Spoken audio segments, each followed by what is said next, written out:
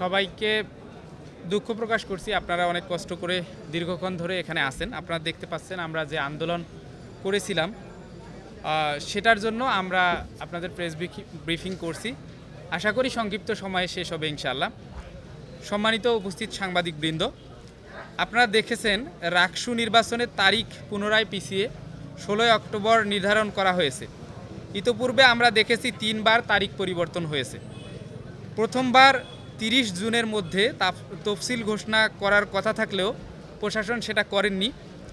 এরপরে 28 জুলাই তফসিল ঘোষণা করে 15 সেপ্টেম্বর নির্বাচনের তারিখ নির্ধারণ করা হয়। আবারও সেই তারিখ পিছিয়ে 25 সেপ্টেম্বর করা হয়েছিল। 25 সেপ্টেম্বর ডেডলাইন পরিবর্তন করে কিছুক্ষণ আগে নির্বাচন কমিশন আবারও তারিখ পিছিয়ে 16 অক্টোবর করলেন। প্রিয় সাংবাদিকবৃন্দ, রাকসু নির্বাচন করতে গিয়ে বিশ্ববিদ্যালয় প্রশাসন একটি দলের এজেন্ডা বাস্তবায়ন করতে চায়। তাদের দাবির পরিপ্রেক্ষিতেই আজকের এই পরিস্থিতি। শিক্ষার্থীদের মধ্যে এমন প্রহসন কোনোভাবেই কাম্য নয়। শিক্ষার্থীদের সাথে এমন প্রহসন কোনোভাবেই কাম্য নয়। অনেক প্রার্থী রাকসু নির্বাচন করতে গিয়ে নিয়মিত ক্লাস পর্যন্ত করতে পারেননি। অনেক সময়, শ্রম ও অর্থ ব্যয় করে শিক্ষার্থীরা প্রচারণা চালিয়েছেন। সকল বিষয়কে উপেক্ষা করে একটি দলের স্বার্থকে প্রাধান্য দিয়ে প্রশাসন শিক্ষার্থীদের অবমূল্যায়ন ও পক্ষপাতিত্বমূলক আচরণ করেছে। আপনারা আরও খেয়াল করে দেখবেন, ছাত্রদলের হলে প্যানেল দিতে পারেনি। এই কারণে নির্বাচন 15 সেপ্টেম্বর থেকে 25 সেপ্টেম্বর পিছিয়ে দেয়া হয়েছিল। আজ আবারও পরিকল্পিতভাবে পোষ্য কোটা ইস্যুকে সামনে এনে ক্যাম্পাসে বিশৃঙ্খল পরিবেশ তৈরি করা হলো। শিক্ষক ও কর্মকর্তা হেনস্থার ঘটনা ঘটল। এরই প্রেক্ষিতে সিন্ডিকেট মিটিং অনুষ্ঠিত হলো এবং তদন্ত কমিটি গঠন হলো।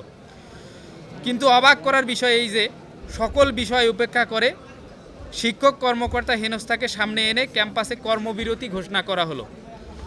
আমরা মনে করি পোষ্য কোটা, শিক্ষক নির্যাতন, শাটডাউন ইত্যাদি ইস্যু সামনে এনে রাকসুকে বানচাল করতে বিএনপিপন্থী শিক্ষক, নির্বাচন কমিশন ও প্রশাসন ষড়যন্ত্রে লিপ্ত হয়েছে। ইতোপূর্বে আপনারা দেখেছেন ডাকসু ও জাকসুতে বিএনপি ও ছাত্রদল নির্বাচনকে বানচাল ও ফলাফলকে প্রশ্নবিদ্ধ করতে নানাবিধ ষড়যন্ত্রে লিপ্ত হয়েছিল।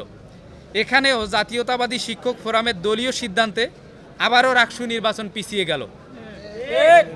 তাই আমরা সাধারণ শিক্ষার্থীদের ন্যায্য অধিকার রাকসু নির্বাচন বানচালের মাধ্যমে শিক্ষার্থীদের অধিকার হরণের হীন প্রচেষ্টার তীব্র নিন্দা ও প্রতিবাদ জানাচ্ছি।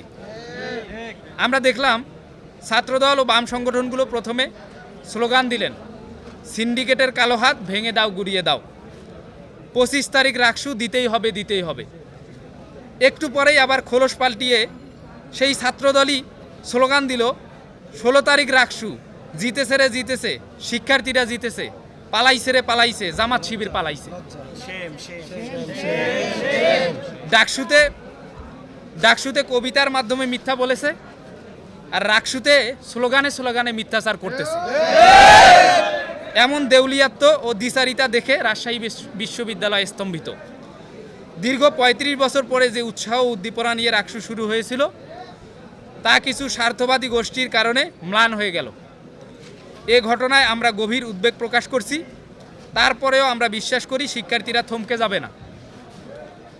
রাকসু আদায়ের মাধ্যমে প্রতিনিধি নির্বাচিত বা বাছাই করে সকল ষড়যন্ত্রের জবাব দিবে এবং ক্যাম্পাসকে দলীয় লেজুরবৃত্তি থেকে মুক্ত করে শিক্ষার্থী বান্ধব ক্যাম্পাস উপহার দিবে ইনশাআল্লাহ।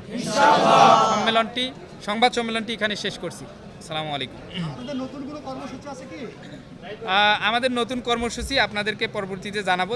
যেহেতু আপনারা দেখতেই পাচ্ছেন এখন আমরা এখানেই আছি। আমরা পরবর্তীতে